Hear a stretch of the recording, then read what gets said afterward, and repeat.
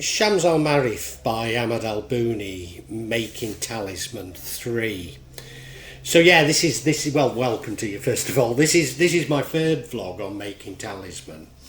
Now in Making Talisman 2, I described how to make simple 3x3 squares using numbers. So now what I want to do is take that further and show you how to make 4x4 squares, also using numbers.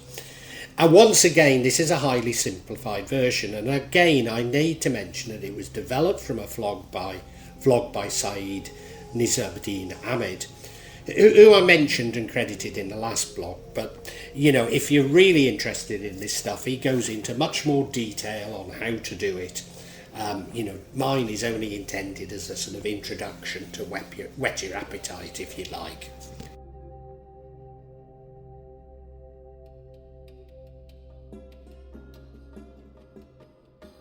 So yet again, we're going to show you how to create a square using the name of Allah. Now, Shams Al Marif, they talk, well, it really tells you how to make squares, talisman, Wafak, Taweez, whatever you might want to call it, using the 99 divine names of God. And normally most people don't consider Allah to be one of these 99 names, because Allah means God itself. That's all it means. Now, I did a big speech on my last vlog about, you know, Allah meaning God. As far as I'm concerned, well, as far as Muslims are concerned, it's the same God as all Abrahamic religions, so it's not different to the Christian or the Jewish God. If you disagree with me, that's fine, but you know, I'm telling you what Muslims think. As a sort of liberalish Sufi Muslim, I actually believe that God is God. It doesn't matter what your religion is, you know. So even, you know, Zoroastrians and other religions, God is God as far as I'm concerned. It doesn't make any difference. Now, what you'll see above it is we have the calligraphic spelling of the name Allah there.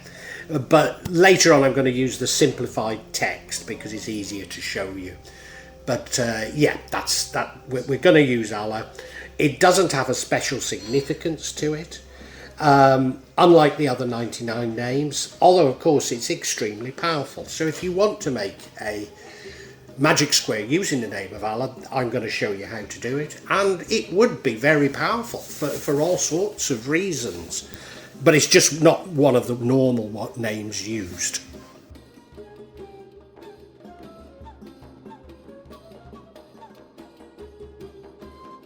Now, as I say, I'm going to show you how to construct the 4x4 squares. And I've said in the past that the 4x4 squares aren't associated with the elementals, fire, water, air and earth, and therefore they're used because you can't really make a mistake with them. So if you were to be referring, you know, say put in the name of Allah, and well, it's probably more important with some of the other names, but if you were making a square and you were referring to an elemental that didn't really fit, it could alter the meaning of things quite dramatically. In fact, you could create a malevolent-ish square. I mean, it's all about your intent, quite honestly, so, you know, I don't think it matters that much. But blow me down, and I find out that the 4x4s can be associated with the elementals. And now, Saiyad is originally from Pakistan, and I don't know if this comes from the Shams Al Marif. I know he referenced Pakistani authors in terms of associating these squares with the elementals, so maybe it's just an interpretation that has developed in Pakistan rather than directly from Shams Al Marif. Now, I've said this before, but I'm going to say it again, it's worth repeating. Shams Al Marif is a massive work. Now, my Arabic is nothing like good enough for me to even read a newspaper article. It has been translated into Bahasa Indonesia, And yeah, my Bahassa's good enough to read a newspaper article, but it's not good enough to read a book the size of Shams al-Marif. So I keep finding out things about Shams al-Marif, that people who can read Arabic will come out with something that contradicts what I've been told or what I thought. In fairness, also, Shams al-Marif does contradict itself, so I don't know. So whether the 4x4s are associated with the elementals in Shams al-Marif or not, I honestly don't know. But here's a way of constructing 4x4s using the elementals. And the first one is fire. And as you can see, in the top right-hand corner, we place the 1.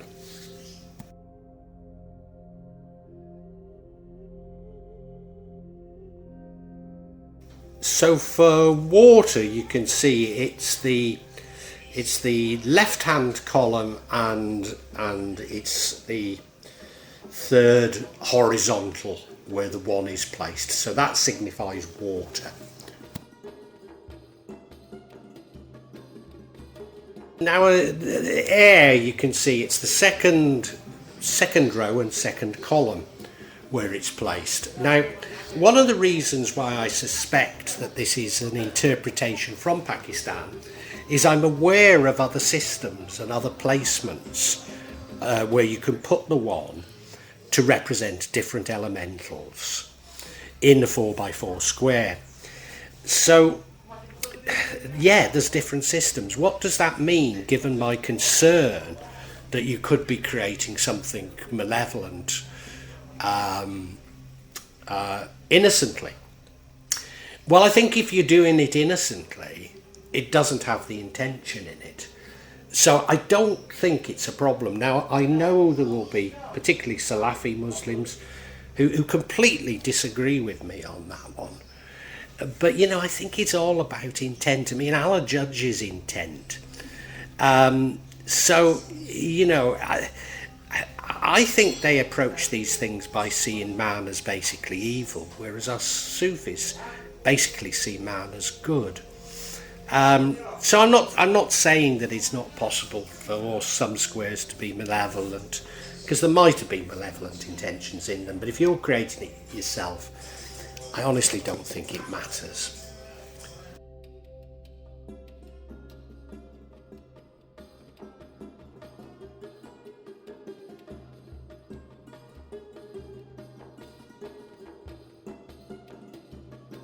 This is the final elemental, earth, so you can see it's on the bottom horizontal in the third column, and that represents earth.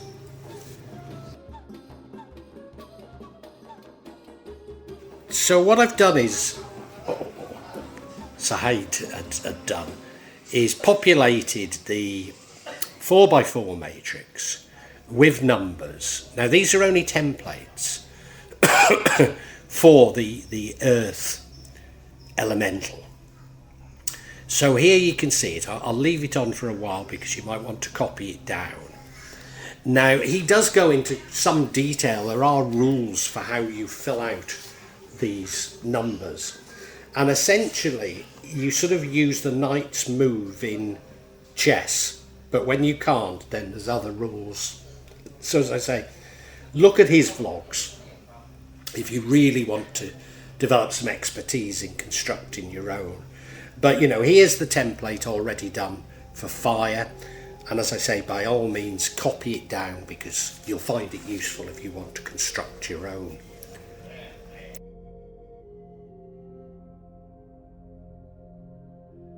The thing that's emerging on Saiyad's vlogs is that there are rules, mathematical rules for filling out squares of any size. So I've just distilled these down, simplified them if you like. But clearly it's the placement of the 1 that signifies which elemental we're talking of. In all these examples, the squares add up to 34, and that actually includes the diagonals. And I'm sure somewhere before I've said that the 4x4, the diagonals don't add up. Well, they clearly do here, so I don't know what to say. On the 3 by 3, 5 always goes in the middle. Well, there's no middle in a 4 by 4 square. And there are rules for checking the sort of 3 by 3 on where the odds and evens appear. But looking at these squares, they appear to be randomly dispersed. So the 4 by 4 is less easy. I mean, it's called the Latin square because of, yeah, it's not meant to add up along the diagonal, but it does. 8 and 2 is 10, and 9 is 19, and 15 is 34, yeah. Don't know.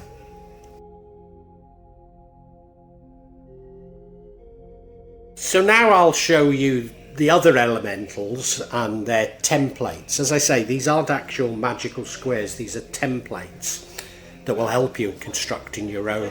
So here's water, and I'll leave it on for a little while.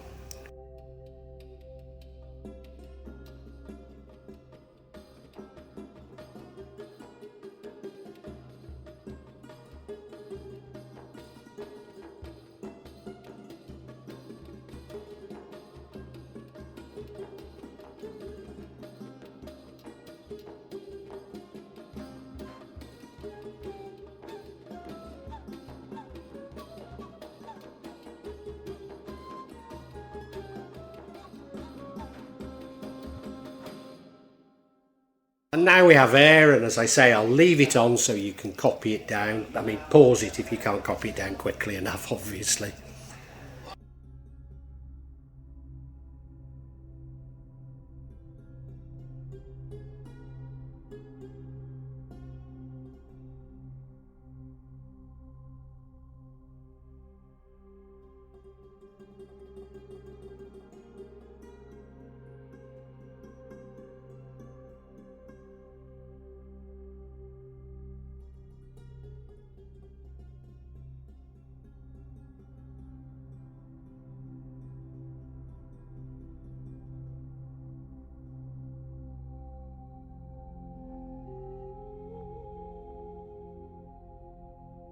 And finally, we have the template for Earth.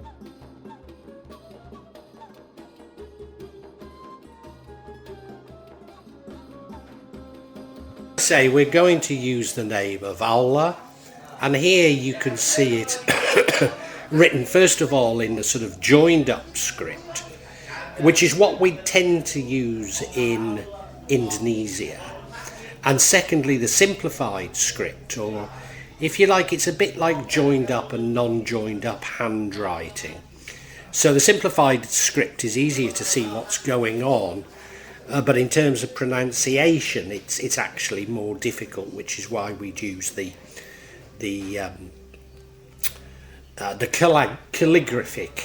calligraphic script. They're in gold because, particularly if you're writing these on paper or parchment or skin, it would be normal to use saffron ink, and that's what I use. You can get saffron ink in different colours, but I tend to use a golden saffron ink.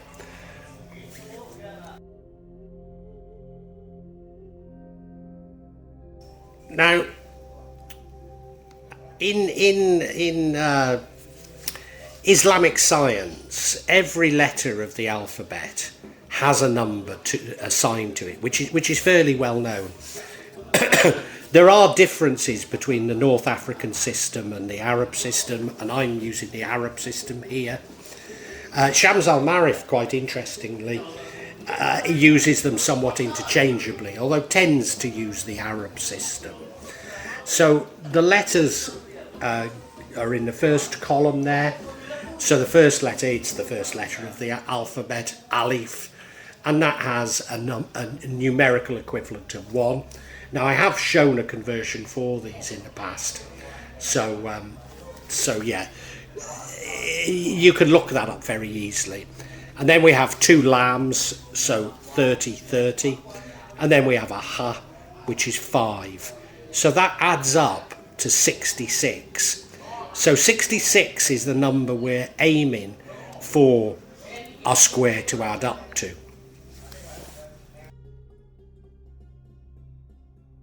There are rules for the construction of the 4x4 matrix which are different to those for the 3x3, but they do follow the same pattern. So for the 4x4 matrix, the first thing you do is subtract by 30. So 66 minus 30 equals 36. For the 4x4 matrix, we divide by 4 rather than 3. So you can see a pattern emerging here. So 36 divided by 4 is 9. Once again, there are additional rules for remainders. And that means when we have a remainder, this is the bit about not adding up along the diagonals. When we have a remainder, the square will no longer retain its integrity and it won't add up along one of the diagonals. That's where I've got confused on this. And the way I do this is I then subtract by 1. So 9 minus 1 is 8, and I add 8 to the numbers in the template. Alternatively, you could say, well, 9 is the first figure, so we put 9 where the 1 went, but I just simply add 8 to everything.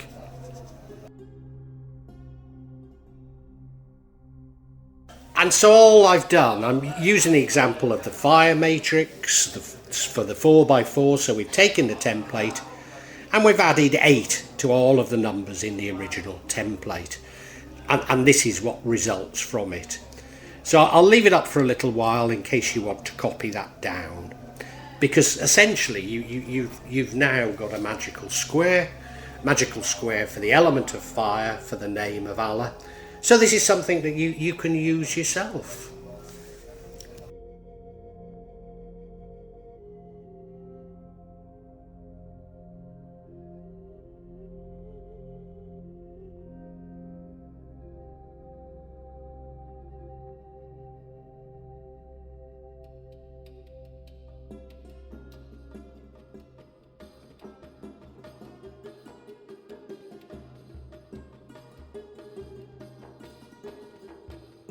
Once again, something I've mentioned before, although we call the numerals that we use in the West Arabic, actually they're not. I mean, there is a similarity to Arabic numerals, but no, the Arabs use a slightly different numeral, and so here's a way of converting them. I've shown this to you before, and in fact on one of my vlogs I claimed to have shown it to you and I didn't. So here it is. Those are the Arabic numerals. Does it work better with the Arabic numerals? I think it probably does. But up to you. You know, I'm not saying you have to use them.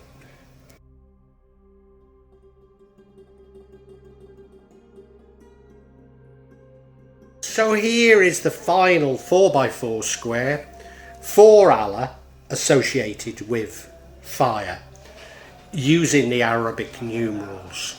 So I'll leave this up for a little time because you might want to copy this down. I think this would be very powerful. I think it would be very powerful to create a talisman of this, either to have on your person or to wear around the house. As I've said before, but worth repeating, the more love and effort that you put into it, the more likely it is to work, the more likely it is to be effective for you. And that's why we tend to decorate in some way. We might put a dua or prayer around it in Arabic. Certainly it's very common to, from those lines, to turn them into triangles, so it forms a number of stars as decoration. If it's protection for you, you might want to put your name, particularly if you can write it in Arabic around it. But yeah, the more you put into it, the more likely it is to be effective. So spend some time on that and put your love into it. That's the main thing.